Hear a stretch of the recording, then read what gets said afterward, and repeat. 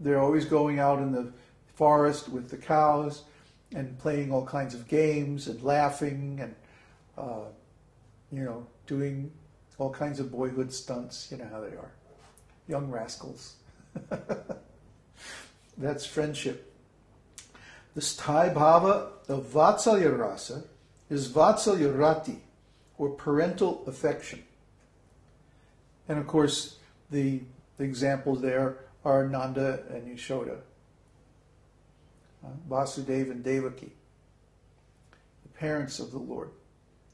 Parents of the Lord are always anxious to make sure that he is okay, that he's enjoying. And they're always engaged in some kind of service activity. And the difference between the service in dāsya rasa and in vātsalya rasa is that the parents of the Lord take responsibility. See? In the servant is not ultimately responsible. Isn't it? Like, for example, if you become a servant, an employee in a corporation or something like that, you're not responsible.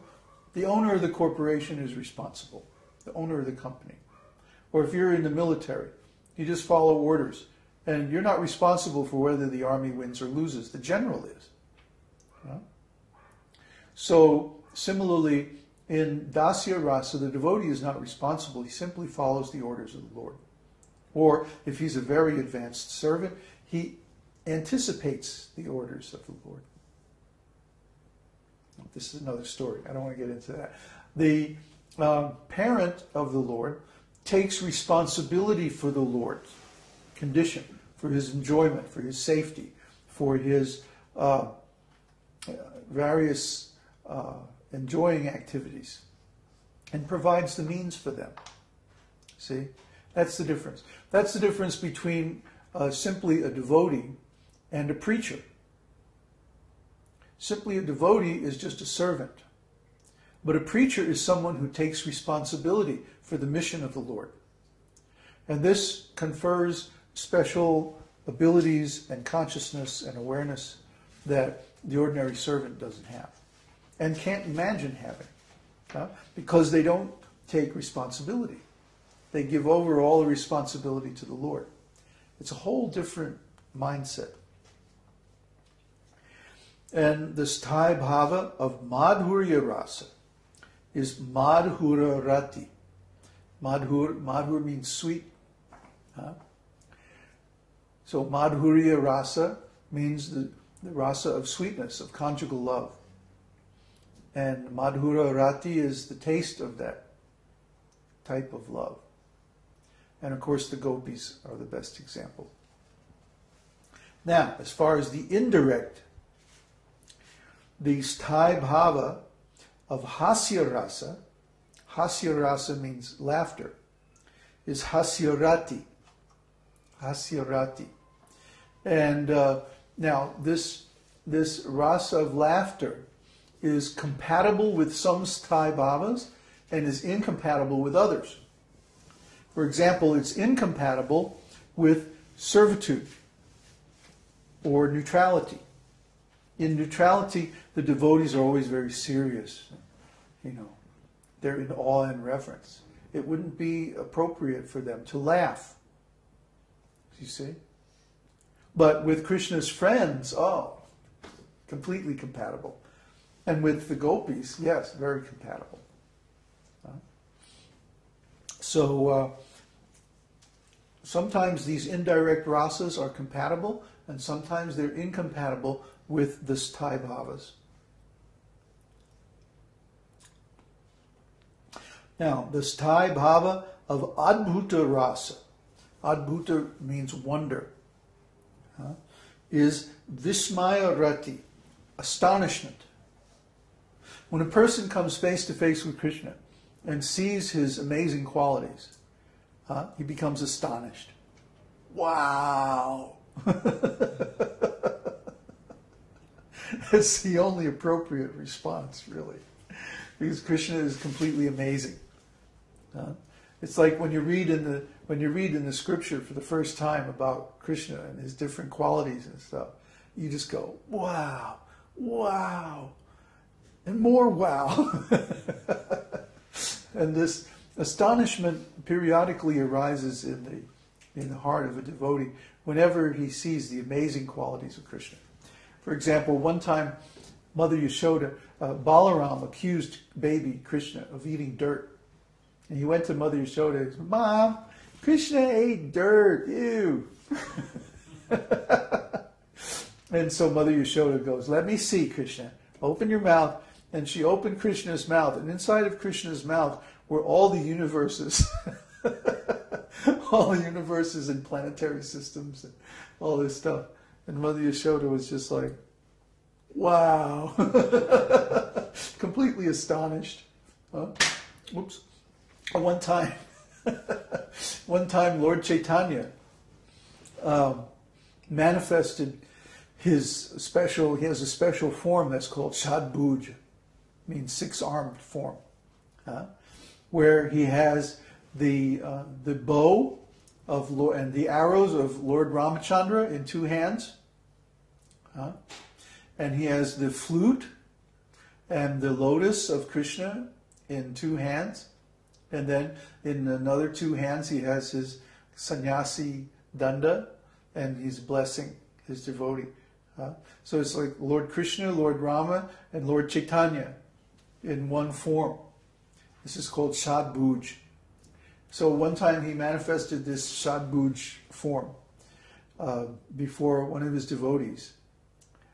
And it's described in Chaitanya Charitamrita that the devotee was completely astonished. He couldn't have been more astonished. He was completely astonished, like, wow. Yeah. So the Lord has this ability to completely astonish anybody. Just by even a small manifestation of his real qualities. Like Arjuna. Arjuna said, I want to see your universal form. So the Lord manifested his universal form with thousands and millions of arms, legs, heads, bodies and weapons, and all the demigods are marching into his blazing mouths, and he's consuming all living entities. And Arjuna was just like, okay, that's enough. Let's see the two-armed form, okay? Oh. It was too much. It's too much for anybody. So that's the astonishment that when one comes in contact with the real potency of Krishna. Mukhya-rati. Now the Sthāyi-bhāva of vātsalya, heroism, is mukhya-rati. Utsaha means enthusiasm.